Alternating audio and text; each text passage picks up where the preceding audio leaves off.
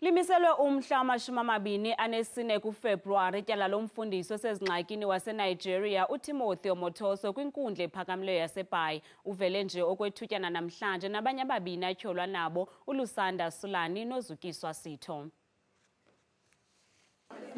Amagqwetha kamfundisi Omotoso aphinde agqejwa ngophiwo iduma ngethuba inkundla yomgaqo-siseko ikhaba isibheno sakhe sokuba amatyala akhe awahlukeneyo angachotshelwa kwinkundla ephakamileyo yaseBhayi onke, koko achotshelwe kwiinkundla ezohlukeneyo apho zenzeke khona iziganeko atyholwa ngazo.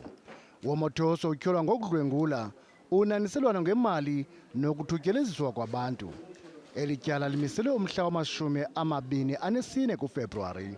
Umfundisi Omotoso usaza kuthothoza entolongweni logama esibini atyholwa naso sikhululwe ngebheyile. Abo nguLusanda Sulani noZukiswa Sitho. Amapolisa bebambe ucwangco logama abalandeli bebonisa inkxaso yabo ngakumfundisi Omotoso ngaphandle kwenkundla.